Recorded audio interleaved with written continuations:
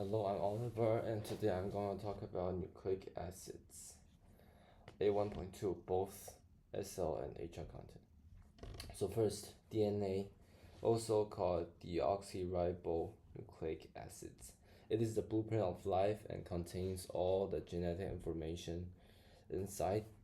And it is also in every cell of every living organisms and has a double helix structure. So why is virus not living? Virus does contain DNA or RNA, depending on what it is.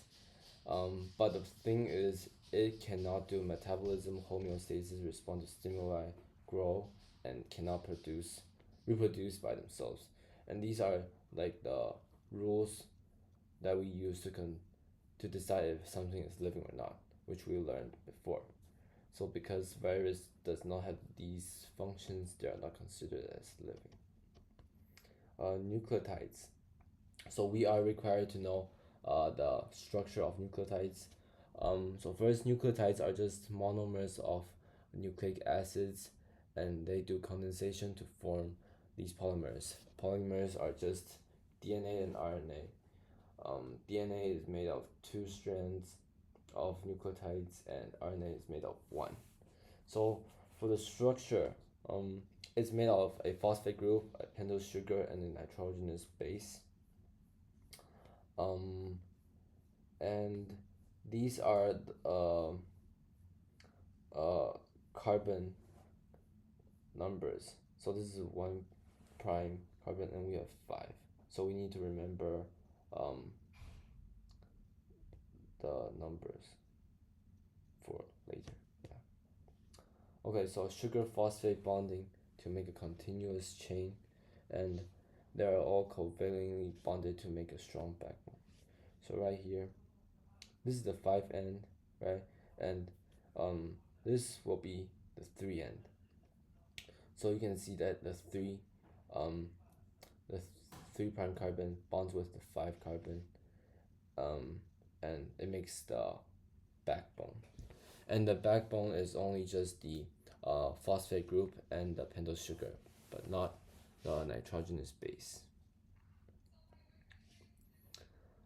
Okay, so DNA and RNA. One of the difference is that DNA's nitrogenous base are made of thymine, adenine, cytosine, and guanine. These are the 4 types. RNA is the same, except we have uracil instead of thymine, and thymine pairs with adenine, cytosine pairs with guanine. RNA, also called ribonucleic acid, they are single-stranded, and therefore protein synthesis and cell regulation. So these will be learned in D1.1 and D1.2, transcription, translation. Yeah. And the 3 types are mRNA, tRNA, and rRNA, which will be learned in the other unit too. So DNA, it is a double helix, a helical shape. It has complementary base pairing, and this is important because it needs it for stabilizing, which will be learned in HL. But for now, we just need to know that the complementary base pairing is important because for things like transcription and translation, you need the correct base pairing to make the correct proteins. DNA is made of 2 anti-parallel strands. So here we can see that one side starts with 5' carbon and ends with 3, and the other one starts with 3' carbon and ends with 5. So this is why it is anti-parallel to each other. And also the bases are bonded with hydrogen bonds. So this is why it is in like dotted lines here. The phosphodiester bond, it is just the 5 carbon bonded with the 3 carbon through condensation, and this is just covalent bond. And we need to know about the differences between the ribose sugar in DNA and RNA. So in DNA, this part, it is only a hydrogen, but here we have hydroxide. So this is missing a oxygen, and this is why it is called deoxyribose nucleic acid. And it is all we need to know about the differences between the structures. The complementary base pairing is based on hydrogen bondings. So the structure and chemistry of one base only attracts the other base, and this is why it makes it a complementary base pairing. So guanine only allows cytosine to bond with it and forms 3 hydrogen bonds. Thymine only allows adenine to bond with 2 hydrogen bonds. We can also see here C and G has 3 lines and TNA has 2, which is the number of hydrogen bonds. And these pairings are important for DNA replication because it is when DNA makes a copy of itself. So the pairing is important because you use one strand as a template, and then nucleotides are added to the strands, and then another strand of DNA is made. And this is why the DNA sequence can stay the same, because you just used one of the template and add the other base pairings to it, so the other strand will be exactly the same as the strand before. Also important in gene expression, and which is just transcription translation, because you need to make the correct sequence so you can make the correct proteins, and because you have the correct correct amino acids, and because you have the correct amino acids, you can make the correct proteins for that function. So about the diversity of DNA-based sequences, DNA is for storing information. They have because it has like 4 base pairs, and it gives a lot of different possibilities. So for example, you have 10 base pair length. So this will make 4 to the power of 10 possibilities, which is this number. So you can see only with 10 base pair length, we have lots of possibilities. And humans have 3 billion base pairs, so that is even more possibilities. And all living things use the same genetic code, so this is why scientists can get the DNA from other things, and if we put it in ourselves, then we can try to use that DNA and like try to make the protein for that DNA, and then it will function. And because all the organisms use this code A, T, U, and G, no, A, T, C, and G, this is one of the evidence that all modern lives have a single ancestors. Yep, and that is it for the ESA content. And about the HLs, so first, it is the directionality. It is always 5 prime to 3 prime. So 5 prime to 3 prime linkage in sugar phosphate backbone, where we talk about is in SL. And for replication, which is copying DNA, transcription, DNA as a template to produce mRNA, and then translation, which is using mRNA to produce protein. They're all in the 5 prime to 3 prime direction. So the reading is consistent to make sure that the correct protein is produced. So for example, Miss Chin gave this um, example in class, which is desserts and stressed. So because you read it like in opposite ways, it gives two complete different meanings. So this is why the direction is important. So it is always from 5 prime to 3 prime. If you need a picture, it is always from this end to this end. It goes this way.